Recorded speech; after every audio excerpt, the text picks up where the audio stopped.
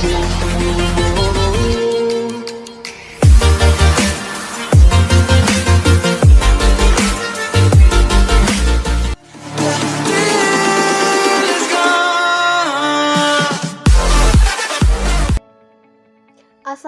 warahmatullahi wabarakatuh. Selamat pagi Ananda semua. Pada pagi hari ini kita akan mempelajari materi ekonomi tentang circular flow diagram, di mana kita akan mempelajari hubungan interaksi pelaku ekonomi 2 sektor, 3 sektor, dan 4 sektor.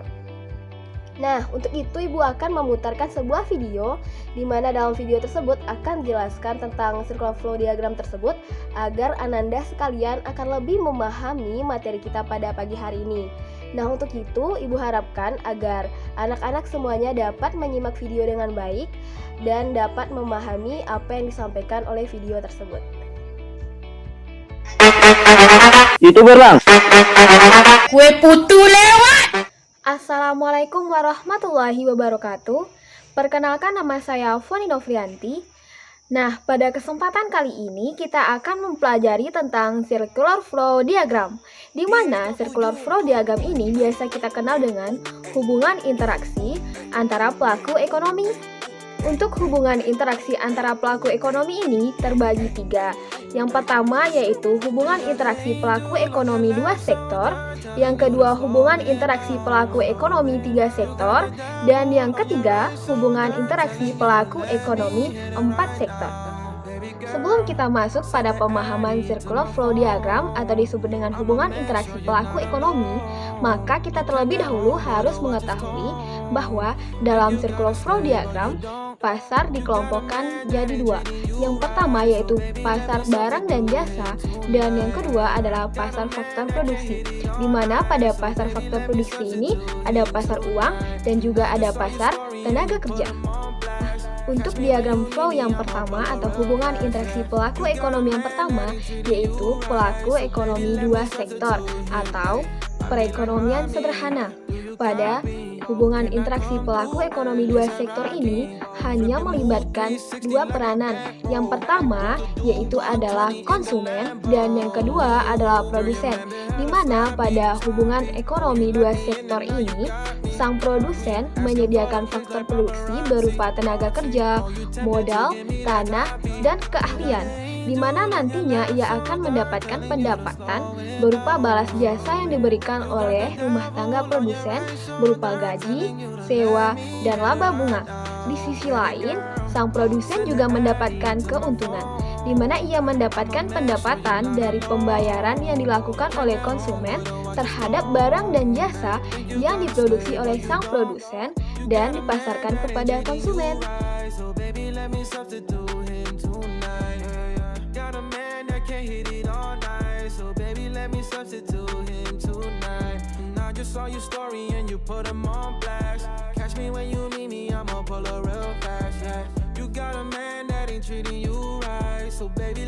Sirkular diagram flow yang kedua yaitu hubungan interaksi pelaku ekonomi 3 sektor.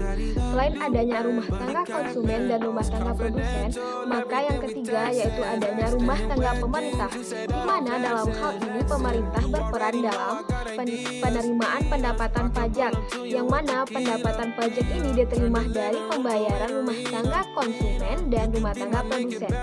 Penerimaan pajak ini nantinya digunakan untuk membeli faktor produksi di pasar barang dan jasa, serta penerimaan pajak ini juga digunakan untuk membeli barang dan jasa pada pasar output untuk melaksanakan pelayanan kepada masyarakat. Selain itu, penerimaan pajak juga digunakan oleh pemerintah sebagai pembangunan ekonomi sebuah negara. Circular flow diagram yang ketiga yaitu hubungan interaksi pelaku ekonomi 4 sektor.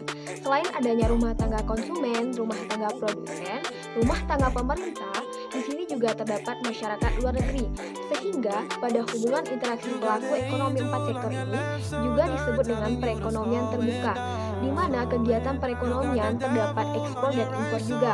Dalam hal ini yang diekspor dan diimpor merupakan faktor produksi berupa tenaga kerja, bahan baku, dan keahlian, serta juga akan terjadinya ekspor dan impor dalam barang dan jasa, sehingga kebutuhan masyarakat di dalam negeri dapat terbutuhi. Dengan adanya kegiatan ekspor dan impor ini, nantinya sebuah negara akan mendapatkan devisa, di mana devisa ini merupakan sebuah pendapatan negara yang nantinya juga dapat dikelola sebagai sebuah sumber pendapatan yang diperuntukkan untuk mesejahterakan rakyat yang dapat digunakan dalam pembangunan ekonomi sebuah negara. Dari circular flow diagram yang kita pelajari, maka terdapat dua manfaat. Yang pertama yaitu manfaat bagi pemerintah. Nah, manfaat bagi pemerintah yang pertama adalah mempertahankan stabilitas kondisi perekonomian nasional. Manfaat yang kedua, mengetahui perhitungan pendapatan pengeluaran dan produksi barang dan jasa secara agregat. Yang ketiga, membantu pemerintah dalam mengatur, mengawasi kebutuhan yang ada di dalam negeri dan di luar negeri. Yang keempat, menjadi media untuk mengawasi devisa negara terhadap neraca pembayaran. Yang kelima, untuk mengetahui susunan perekonomian nasional sesuai dengan perkembangan globalisasi ekonomi. Yang keenam, untuk memetakan hak dan kewajiban suatu negara terhadap pelaku ekonomi lain. Selain manfaat bagi pemerintah, manfaat circular flow diagram juga terdapat bagi masyarakat. Yang pertama yaitu untuk mengetahui sumber-sumber produksi barang atau jasa. Yang kedua, untuk mengetahui jenis-jenis pekerjaan yang sedang dilakukan oleh masyarakat. Yang kedua, untuk mengetahui sumber-sumber penghasilan produksi yang dibutuhkan. Yang keempat, untuk mengetahui lokasi produksi yang efisien dalam rangka menawarkan faktor produksi. Itulah materi kita hari ini tentang circular flow diagram. Semoga materi hari ini bermanfaat bagi adik-adik semua dan dapat dipahami. Sekian, terima kasih. Assalamualaikum warahmatullahi wabarakatuh. Itu materi pembelajaran kita pada pagi hari ini yang telah Ibu putarkan dalam video tadi. Ibu rasa materinya sudah cukup dapat Ananda semua pahami. Sekian pembelajaran kita. Ibu ucapkan terima kasih terhadap perhatian Ananda semua dan mohon maaf atas segala kekurangan. Assalamualaikum warahmatullahi wabarakatuh.